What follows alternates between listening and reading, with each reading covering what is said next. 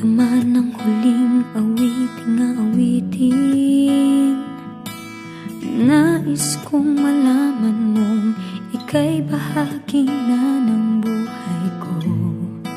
At kung may huling sasabihin, nais kong sambiting, nilagyan mo ng kulay ang mundo. Kasama kitang lumuha.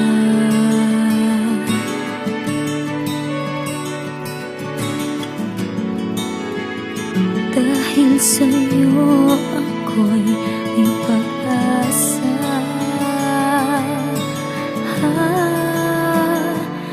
Ang awiting ito'y para sa'yo. At kung maubos ang tinig, di magsisisi. Dahil iyong narinig mula sa labi ko. Salamat,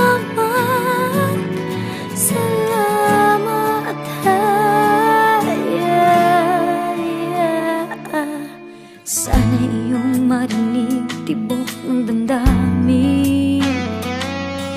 Ikaw ay mahalaga sa akin, ang awitin ko'y iyong dinggin. At kung marinig ang panalangin,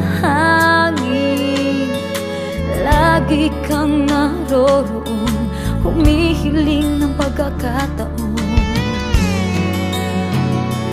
Masabi ko sa'yo ng harapan,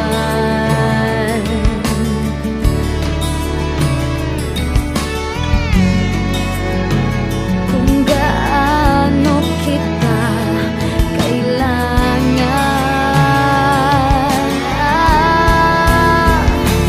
Ang awiting ito'y para sa'yo.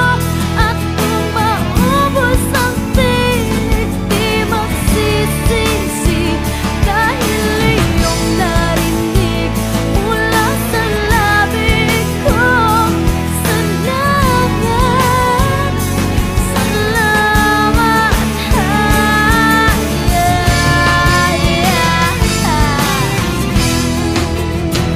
Ito na ang pagkakataon.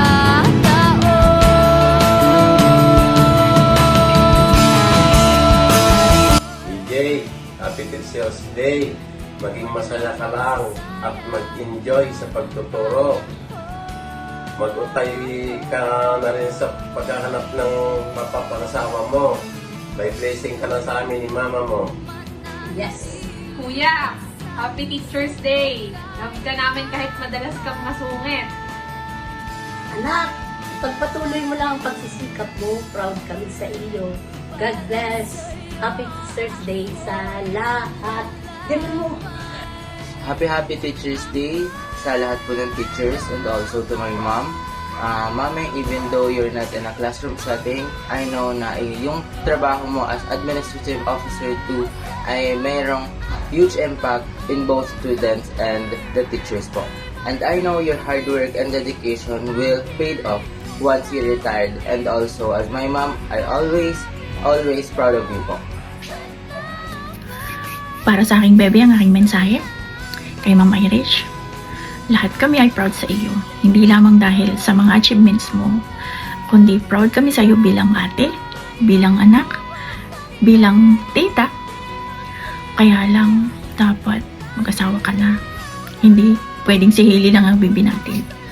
At maraming dapat na isa-isahin para maging proud sa iyo. Pero ang lahat ng iyon ay alam mo na, nararamdaman mo na, mula pa noong bata ka pa, proud kami sa iyo.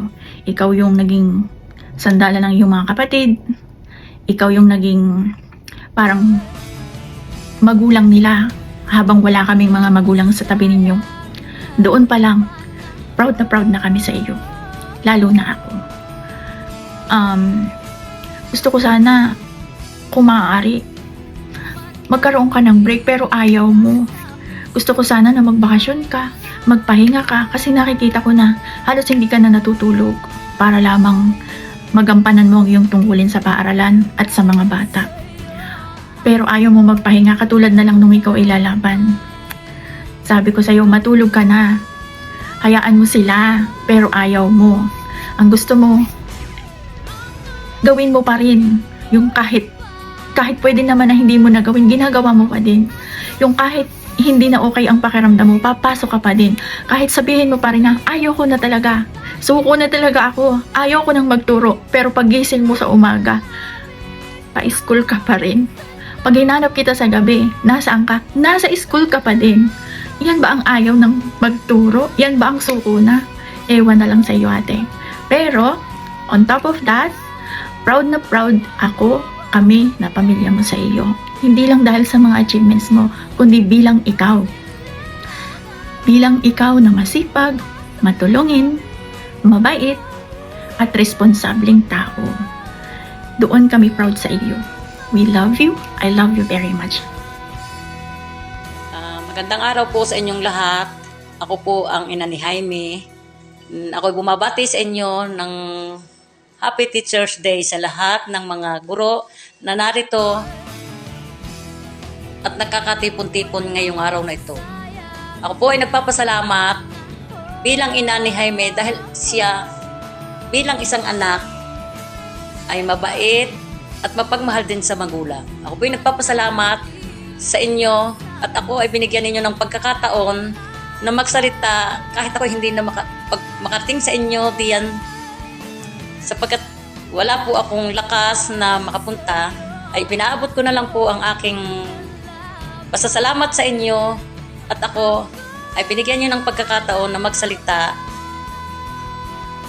upang maipabot ko ang aking pagmamahal sa aking anak at masabi ko sa kanya na, anak, mahal na mahal kita.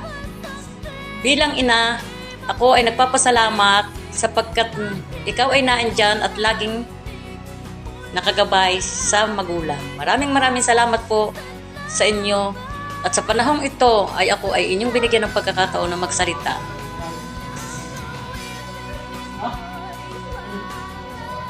Salamat po. Maraming salamat po. Hanggang dito na lamang at magandang araw at Happy Teacher's Day po sa inyong lahat.